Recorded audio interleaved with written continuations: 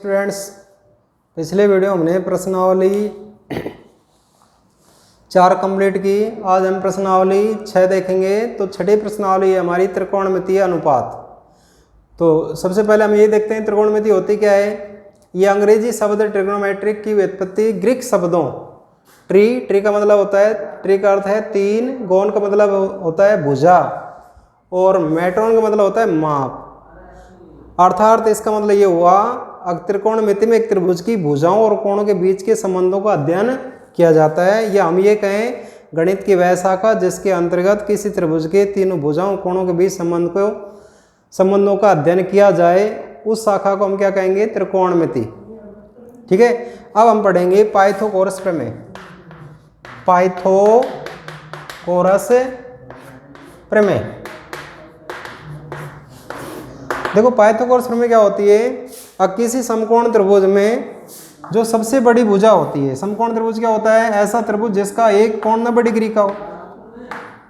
तो समकोण के जो सामने वाली जो भुजा है ना, वो क्या कहलाएगी, कर्ण। ये इसका आधार और ये इसका लंब। तो समकोण त्रिभुज में कर्ण का वर्ग बाकी दोनों भुजाओं के वर्गों के योग के बराबर होता है। इसे हम क्या कहेंगे, पाइथागोरस प्रमेय। किसी समकोण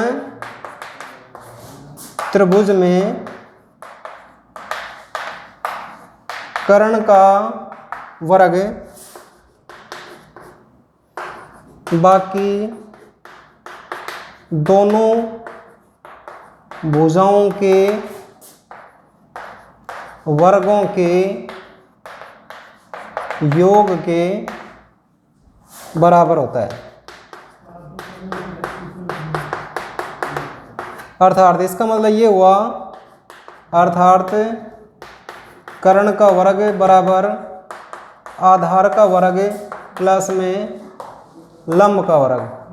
अगर हम समकोण त्रिभुज ABC में बात करें तो ABC में कर्ण का मतलब यहाँ पर AC है, तो AC का वर्ग बराबर आधार यहाँ पर AB है, तो AB का वर्ग प्लस में लंब क्या है, BC, तो BC का वर्ग। यदि हमें आधार का वर्ग ज्ञात करना है तो कर्ण के वर्ग में लंब का वर्ग घटा देंगे, और यदि हमें लंब का वर्ग चाहिए तो हमें क्या करना है, कर्ण के वर्ग में से आधार का वर्ग घटा देंगे। तो इस तरीके से हम करेंगे। अब पढ़ेंगे हम त्रिकोणमितीय अनुपात।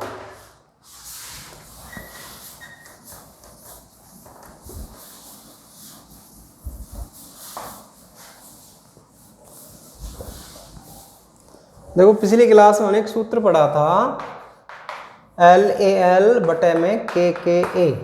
L का मतलब होता है लंब, A का मतलब होता है आधार, L का मतलब लंब, K का मतलब होता है कर्ण, इस K का मतलब कर्ण, A का मतलब होता है आधार।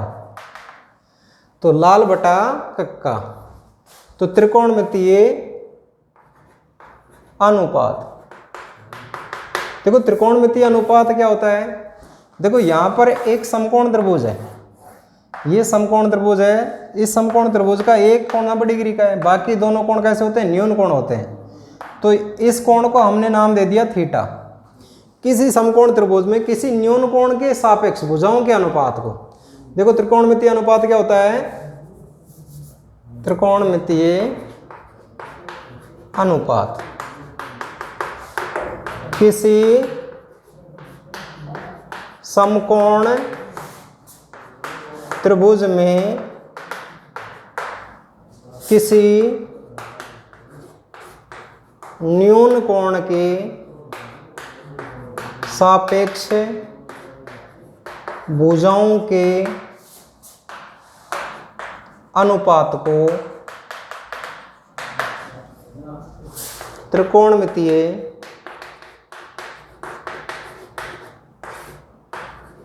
अनुपात कहते हैं। देखो इस न्यून कोण के सापेक्ष, देखो इसके सापेक्ष ये होगा लंब, ये कर्ण है, ये सबसे बड़ी भुजा कर्ण होती है, ये क्या हो जाएगा, आधार। तो अगर हम त्रिकोणमितीय अनुपात ज्ञात करें तो साइन थीटा यानी इस थीटा के सापेक्ष, तो यहां पर देखो पहला है L बटे K। L का मतलब है लंब, K का मतलब है कर्ण। तो यहां पर लंब क्या है, BC, करण क्या है AC। ऐसे हमें कोस का मान कोस थीटा यानी इस थीटा के सापेक्ष यहाँ पर है A बटा K। देखो यहाँ पर ये लंब यानी कि साइन कोस टैन, अब इधर से चलेगा उल्टा कोट सैक कोसेक, तो यहाँ पर कोस थीटा आ जाएगा A बटा K। A का मतलब आधार, K का मतलब करण। तो यहाँ पर आधार क्या है AB, करण है AC। इसके बाद टैन थीटा बराबर यहाँ पर क्या है L बटा A, L बटा A। L का मतलब लंब, A का मतलब आधार, तो यहाँ पर लंब है BC और आधार है AB। इसके बाद में कोट उल्टा चलेंगे, देखो A बटा L, A बटा L। A का मतलब आधार, L का मतलब लंब, और आधार यहाँ पर है AB और लंब है BC। इसके बाद आएगा sec थीटा।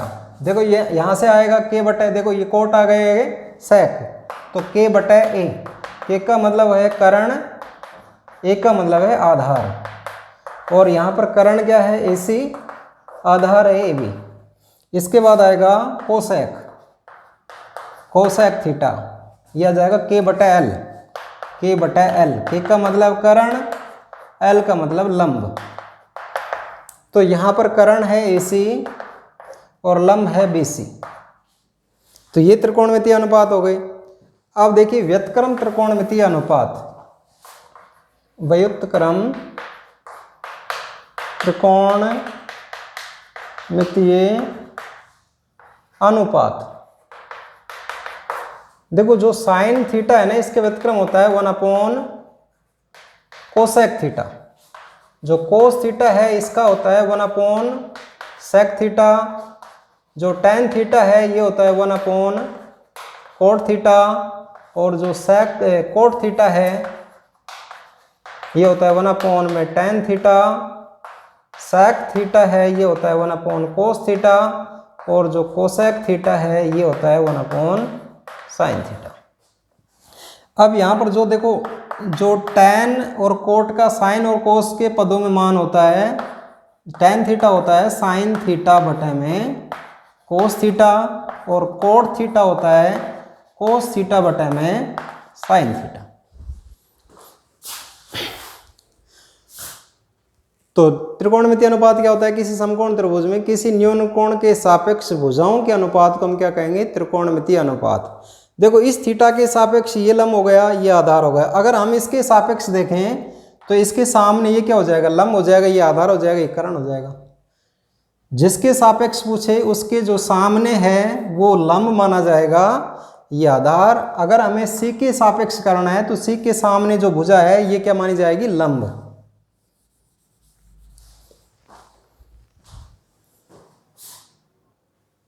अब हम पढ़ेंगे विशेष कोणों के त्रिकोणमितीय अनुपातों की सारणी। अब विशेष कोण यहाँ पर है 0 degree, 30 degree, 45 degree, 60 degree, 90 degree. आपको पता होगा रेडियन में मान क्या होता है, देखो पाई रेडियन बराबर होता है 180 डिग्री। अगर हमें 90 डिग्री का मान निकालना है रेडियन में तो 2 का भाग देंगे। अगर हमें 60 डिग्री का मान निकालना है तो 180 में हमें किसका भाग देना पड़ेगा, 3 का।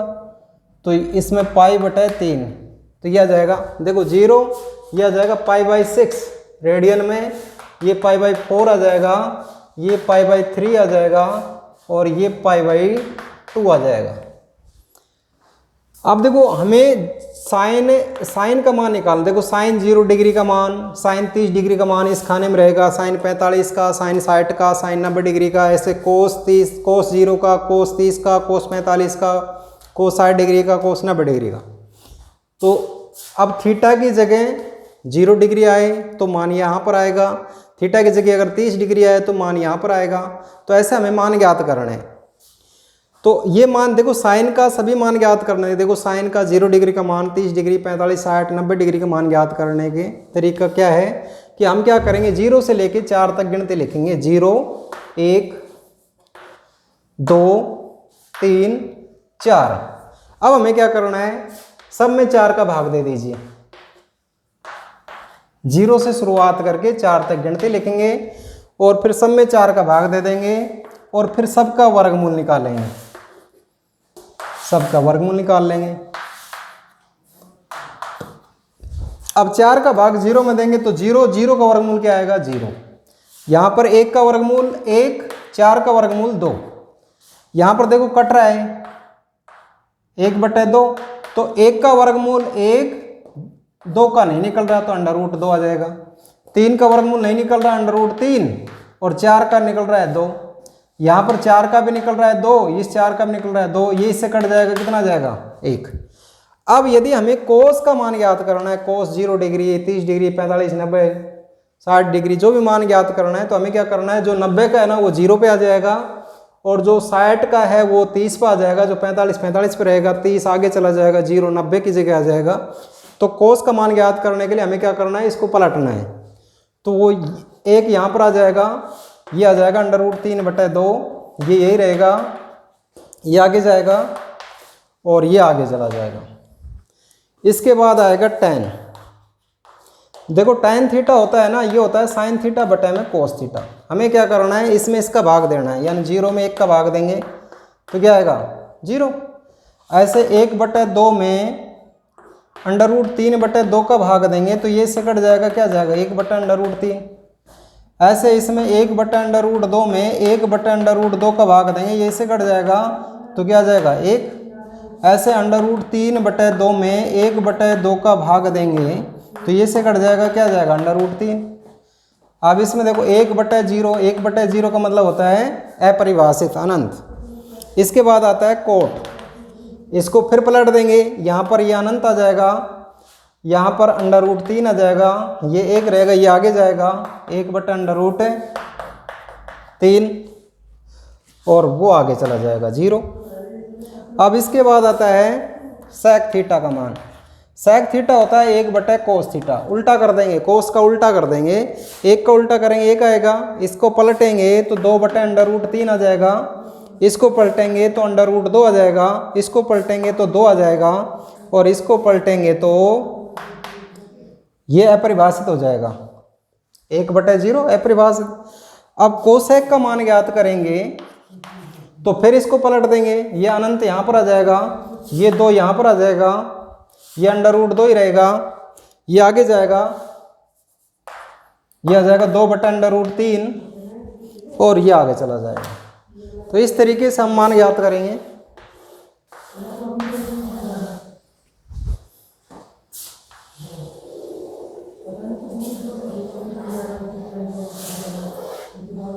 ये इसका आ जाएगा, ये tan का,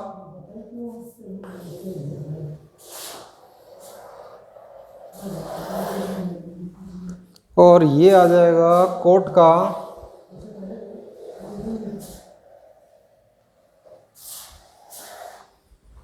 और ये आ जाएगा सेक का,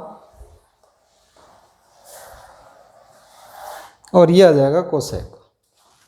तो इस तरीके से हम सारे बनाएंगे। अब इनसे संबंधित प्रश्नों को देखते हैं हम। अब प्रश्नावली 6.1 का पहला सवाल है 2 sin 45 डिग्री cos 45 डिग्री, इसका मान ज्ञात करना है। तो हमें याद होना चाहिए sin 45 डिग्री का हमने सारणी में क्या निकाला था 1/√2, और cos 45 का मान भी 1/√2 था। अब अंश अंश को गुणा करेंगे, 2 को 1 से गुणा किया 2, 2 को फिर 1 से गुणा करेंगे 2, √2 को √2 से गुणा करेंगे 2, 2 को फिर 1 से गुणा करेंगे 2, ये से कट जाएगा, मान आएगा 1। ऐसे हम इस तीसरे सवाल को देखें, sin 30 यानी sin स्क्वायर 30 यानी sin 30 का मान कितना होता है 1/2, इसका वर्ग लगा हुआ है तो वर्ग लगा देंगे। प्लस में cos 45 का मान 1/√2 है, यहाँ cos स्क्वायर आ गया तो वर्ग, और आगे क्या लगा हुआ है 2, तो 2 से और गुणा हो जाएगा। प्लस में यहाँ पर 3 गुणा में tan 60 डिग्री का मान कितना होता है √3, और इसका वर्ग लगा हुआ है। तो यहाँ पर 1 का वर्ग करेंगे 1, हर का वर्ग करेंगे 2 का वर्ग 4, प्लस में 2 गुणा में 1, √2 को √2 से गुणा करेंगे 2, वर्ग करेंगे तो क्या आएगा 2, प्लस में 3, और इसका वर्ग करेंगे तो कितना आ जाएगा √3 का वर्ग 3। तो देखो ये इससे कट जाएगा, तो यहाँ पर आ जाएगा 1/4 प्लस में 1 प्लस में 9, इसके बटे हम कर देंगे 1। यहाँ पर एलसीएम कितना आ जाएगा 4, 4 का भाग 4 में देंगे 1 पर जाएगा, 1 को 1 से गुणा कर दिया, 1 का भाग 4 में देंगे तो 4 पर जाएगा, 1 का भाग 4 में देंगे 4 बढ़ जाएगा, 4 को 9 से गुणा करेंगे, 9 चौक 36, 36 4 40 और 1 41, 41 बटे कितना आएगा 4। ऐसे हम पांचवा सवाल देखें, यहाँ पर कोस 60 डिग्री का मान कितना है √3/2, तो √3/2 का क्या हो जाएगा, देखो कोस 60 डिग्री का मान कितना होता है, कोस 60 डिग्री का मान होता है 1/2, 1/2 का वर्ग प्लस में 4 सेक 30 डिग्री का मान, देखो आप कोस 30 का मान याद रखिए, कोस 30 का मान होता है √3/2, तो इसका उल्टा हो जाएगा 2/√3 का वर्ग माइनस tan 45 का मान कितना होता है 1, इसका वर्ग बटे में साइन 30 का 1/2 का वर्ग, कोस 30 डिग्री का होता है √3/2, तो इसका वर्ग हो जाएगा। अब यहाँ पर 1 का वर्ग करेंगे 1, 2 का वर्ग करेंगे 4, तो 4 गुणा में 2 का वर्ग 4, √3 का वर्ग 3 प्लस में 1 माइनस में 1, 1 का वर्ग 1 बटे में 1 का वर्ग 1, 2 का वर्ग 4 प्लस में √3 का वर्ग 3, 2 का वर्ग 4, तो यहाँ पर 1/4 प्लस में 4 चौका 16 बटे में 3 माइनस में 1, इसके बटे में 1 कर देंगे और नीचे वाले का एलसीएम लेंगे तो कितना आ जाएगा 4, तो 4 का भाग 4 में देंगे, 1 बार जाएगा 1 को 1 से गुणा कर दिया, 4 का भाग 4 में देंगे, 1 बार जाएगा 1 को 3 से गुणा कर दिया, और यहाँ ऊपर वाले का एलसीएम लेंगे तो एलसीएम कितना आएगा 4 3 12, 4 का भाग 12 में देंगे 3 बार जाएगा, 3 को 1 से गुणा कर दिया, प्लस में 3 का भाग 12 में देंगे 4 बार जाएगा, 4 को 16 से गुणा करेंगे, 16 3 48, 16 चौका 64, और माइनस 1 का भाग 12 में देंगे 12 बार जाएगा, 12 को 1 से गुणा कर दिया, बटे में यहाँ पर आ जाएगा 4/4, ये इससे कट जाएगा। आप देखो 64 और 3 67, 67 में से 12 जाएगा तो कितना बचेगा भाई,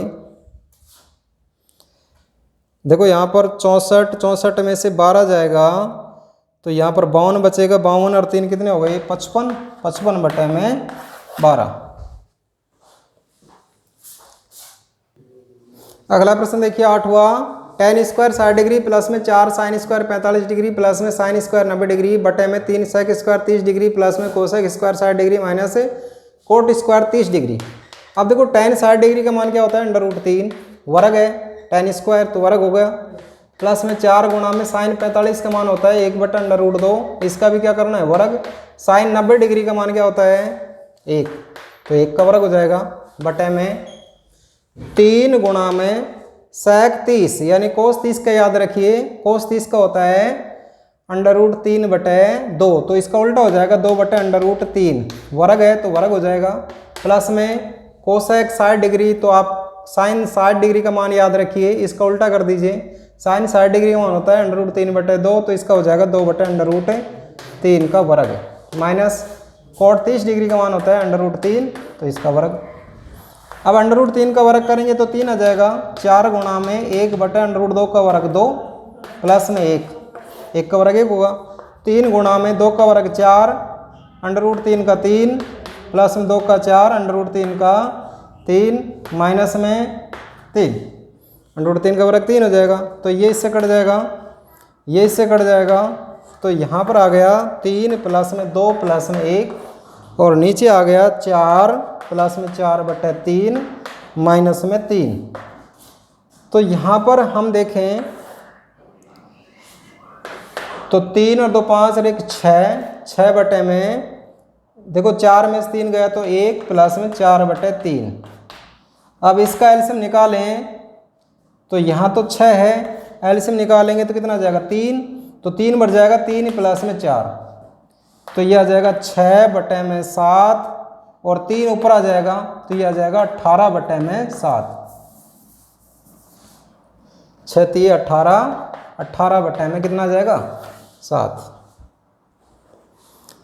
अगला सवाल देखिए 2 tan 30, तो 2 गुणा में tan 30 का होता है 1/√3 बटे में 1 माइनस tan 30 का 1/√3, इसका वर्ग है, तो 2 अंश को गुणा करेंगे अंश से, तो 2 को 1 से गुणा किया 2 बटे में √3 और नीचे वाले के 1 माइनस 1 का वर्ग 1 √3 का 3, या यहाँ पर लिख लें 2/√3 बटे में नीचे वाले देखो यहाँ पर 1 माइनस 1 का वर्ग 1 बटे में 3, इसके बटे में 1 कर दें तो 2 बटे अंडर रूट 3। नीचे वाले का एलसीएम क्या आ जाएगा 3, 1 का भाग 3 में देंगे 3 बढ़ जाएगा, माइनस 3 का भाग 3 में देंगे 1 बढ़ जाएगा, 1 को 1 से गुणा कर दिया तो 2 बटे अंडर रूट 3 और यहाँ पर आ जाएगा 2 बटे 3। तो हम इसको सोल्व करें तो 2 बटे अंडर रूट 3 ये ऊपर आ जाएगा 3 बटे 2, तो ये इससे कट जाएगा। तो यहाँ पर आ गया 3 बटे में अंडर रूट 3। अब 3 को हम क्या लिख सकते हैं, अंडर रूट 3 गुणा में अंडर रूट 3 बटे में अंडर रूट 3, तो ये इससे कट जाएगा तो क्या आ जाएगा अंडर रूट 3। या हम इसको यहाँ कर लें तो ये आ जाएगा 2 बटे में अंडर रूट 3, ये ऊपर आ जाएगा 3 बटे में 2, तो ये इससे कट जाएगा तो ये आ गया 3 बटे अंडर रूट 3। 3 को क्या लिखेंगे अंडर रूट 3 गुणा में अंडर रूट 3 बटे में अंडर रूट 3, तो ये इससे कट जाएगा तो ये आ जाएगा अंडर रूट 3।